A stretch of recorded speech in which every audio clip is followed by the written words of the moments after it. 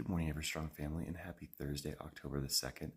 It's a beautiful day out there, another day filled with God's promises, and we know the Lord doesn't break promises. So today I wanted to do something a little different. Today I wanted to share a story with you that, of course, comes with a Bible verse. So when I first got saved 15 years ago now, if you can believe it, I was only 19 years old. So while I was almost a man, I was still a baby in the faith. The family pastor took me aside, a really wonderful man named Nathan, truly just a man after God's own heart.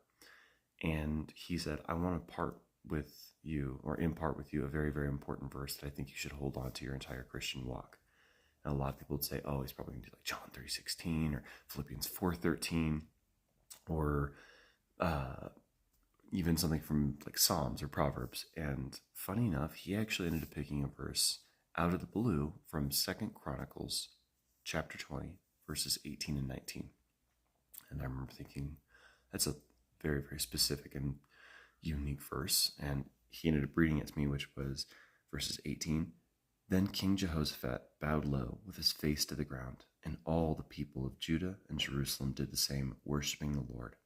Then the Levites from the clans of Kohath and Korah stood to praise the Lord, the God of Israel, with a very loud shout. Now, I read that, and this is exactly the context he did. He's like, I want you to read that verse. I read it, and I'm like, okay. So they're praising the Lord. That's great.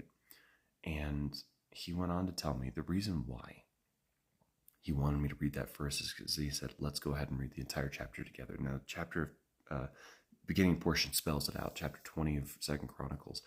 What happens is that King Jehoshaphat is given a prophetic vision that basically he's being surrounded by the armies of the Ammonites and the Moabites, and basically he's in a lot of trouble. Israel's in a lot of trouble because these are huge, vast armies, and basically it was going to be a lost battle. So King Jehoshaphat grabbed all the people and got into a room where they were all worshiping and crying out to the Lord.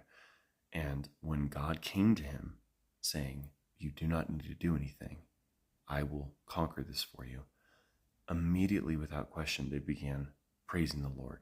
And the reason why my pastor Nathan told me that is because he specifically said, we need to learn to pray in advance. That establishes expectant belief. You're believing expectantly, you're waiting expectantly, and you already believe that it's been done.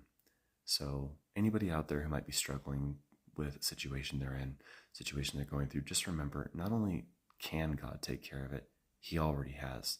So let's go ahead and praise and thank him in advance.